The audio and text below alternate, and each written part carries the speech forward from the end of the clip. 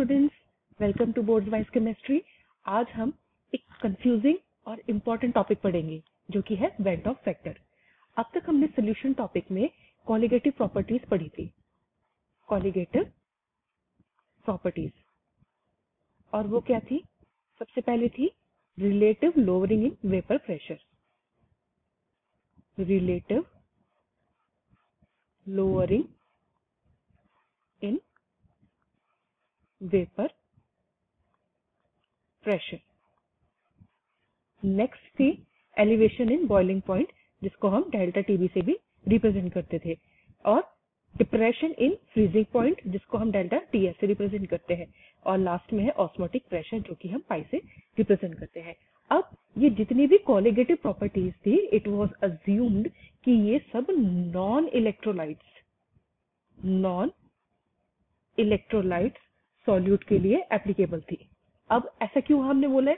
क्योंकि सपोज अगर हमने इलेक्ट्रोलाइट्स ले लिया है, फॉर एन एग्जांपल, अगर हम नॉन इलेक्ट्रोलाइट्स की जगह पर हम इलेक्ट्रोलाइट्स ले रहे हैं HCl, NaCl, NaOH, ये क्या करेंगे? जैसे ही सोल्यूशन में जाएंगे, सॉल्वेंट में जाएंगे, ये या तो ये डिसोसिएट हो जाएंगे, और अगर हमारे पास में जो सोल्यूट है वो एसिटिक एसिड होगा, दैट इज CH3COOH, ये क्या करेगा? जैसे ही ये सॉल्वेंट में जाएगा ये एसोसिएट कर जाएगा। इसकी वजह से क्या होता था, जो हमारी ये कॉलिगेटिव प्रॉपर्टीज है उनकी मेजरमेंट में डिफरेंस आता था। क्यों आता था? फॉर एन एग्जाम्पल, अगर हम KCl का एग्जाम्पल ले लेते हैं, अगर KCl हम एक्वस सोल्यूशन में लेते हैं तो ये K पॉजिटिव और Cl नेगेटिव आयंस में कन्वर्ट हो जाता है।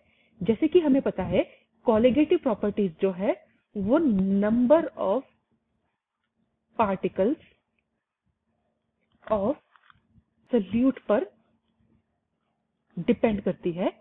अब यहाँ पर क्या हो रहा है, हम ले तो रहे हैं KCl, एक पार्टिकल ले रहे हैं, लेकिन जैसे ही ये सोल्यूशन में जाता है तो ये तो दो पार्टिकल्स में कन्वर्ट हो रहा है। इसकी वजह से यहाँ पर क्या होती है, एबनॉर्मेलिटीज आती है। अब फर्स्ट ऑफ ऑल हमें ये पता होना चाहिए, तो कोई भी मॉलिक्यूल डिसोसिएट कर जाता है तो वहां पर जो पार्टिकल्स है वो इंक्रीज हो जाएंगे, नंबर ऑफ पार्टिकल्स इंक्रीज हो जाएंगे, और जो मास है, मॉलिक्यूलर मास है, वो डिक्रीज कर जाएगा। बट अगर जो मॉलिक्यूल हम जो ले रहे हैं सोल्यूट का, वो एसोसिएट कर जाए, अगर सोल्यूट का मॉलिक्यूल एसोसिएट कर जाए तो नंबर ऑफ पार्टिकल्स क्या हो जाते थे? कम हो जाते थे, और मास जो है वो ज्यादा हो जाता था। तो ये जो प्रॉब्लम है, इस गैप को भरने के लिए इंट्रोड्यूस किया गया था वेंट ऑफ फैक्टर, जिसको हम बोलते हैं I। तो अब हम देखते हैं कि वेंट ऑफ फैक्टर I की डेफिनेशन क्या है। हियर कम्स द डेफिनेशन कह रही है, ये क्या है? रेशो है। किसका रेशो है? जो एक्चुअल नंबर ऑफ पार्टिकल्स हमको मिले आफ्टर द डिसोसिएशन और एसोसिएशन। किसी भी सॉल्यूट जब एसोसिएट और डिसोसिएट कर जाएगा, उसके बाद जो एक्चुअल पार्टिकल्स है उसका ratio with number of formula units initially dissolved. जो हम एक्सपेक्ट कर रहे थे कि क्या फॉर्मूला यूनिट्स होगी, जो ओरिजिनल पार्टिकल है सॉल्यूट के, उसके साथ में उसका रेशो होता है।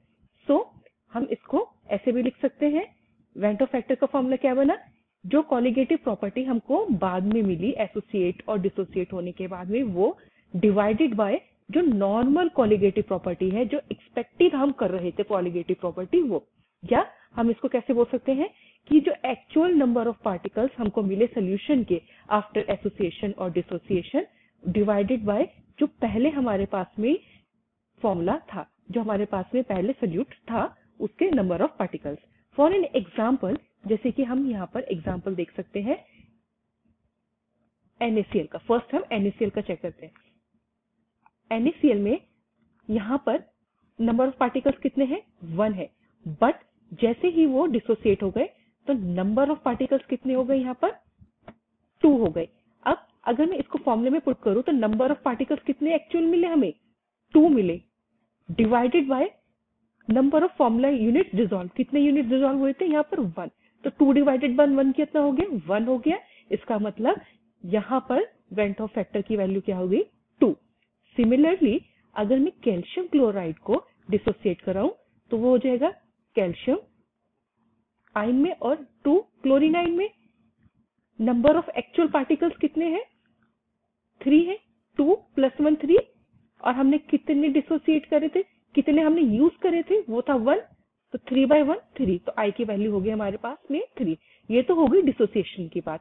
बट अगर मैं एसिटिक एसिड लेती हूं तो क्या होगा, एसिटिक एसिड का फॉर्मूला होता है ट्वाइस ऑफ CH3COOH, और ये यहाँ पर एसोसिएट हो रहा है, तो ये बन रहा है CH3COOH की ट्वाइस, ये डाइमर बन रहा है। अब यहाँ पर क्या है, एक्चुअल नंबर क्या है 1 है, और हमने कितने यूनिट्स यूज करे थे 2, 1/2, दैट मीन्स आई की वैल्यू जो है वो 1 से कम हो चुकी है।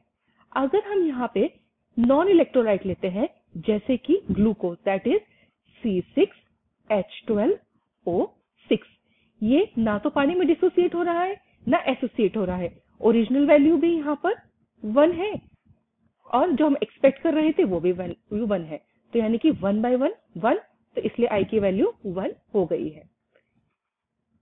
अब यहाँ पर आई की वैल्यू को हम यूज करेंगे अपनी कैलकुलेशन को सेट करने के लिए, क्योंकि हमें पता है कि कॉलिगेटिव प्रॉपर्टीज जो है वो हमें एबनॉर्मल वैल्यूज शो कर रही हैं, तो इसलिए जो हमने यहाँ पे आई की वैल्यू हमने यहाँ पे प्रीवियस में निकाली थी वो हम यहाँ पर यूज करेंगे फॉर सेटिंग आर कैलकुलेशन। तो इसलिए जैसे हम यहाँ पर डेल्टा टीबी यूज करते थे, नॉर्मली हम क्या करते थे KB × m, KS × m, molarity जिसको हम बोलते हैं, और यहाँ पर ये क्या है पॉइंट कांस्टेंट और बॉइलिंग पॉइंट कांस्टेंट हमें यहाँ पर ये गिवन है।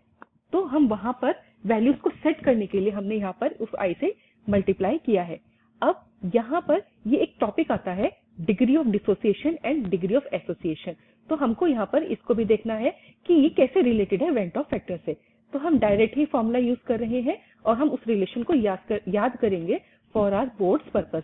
तो अगर तो डिग्री ऑफ डिसोसिएशन है तो हम यहाँ पर ये फॉर्मूला यूज करेंगे I = 1, I = 1 + n-1 अल्फा, जहां पर I की जो वैल्यू है वो है वेंट ऑफ फैक्टर और n की वैल्यू क्या है, कितने नंबर ऑफ पार्टिकल्स जो है वो फॉर्म हुए हैं, और अल्फा क्या है degree of dissociation.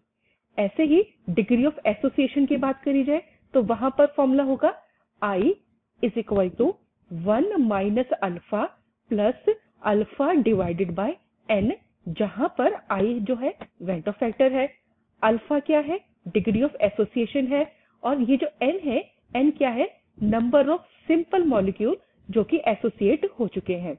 I hope अब आपको क्रैमिंग करने की जरूरत नहीं पड़ेगी, आपको ये टॉपिक जो है वो इजीली क्लियर हो गया है।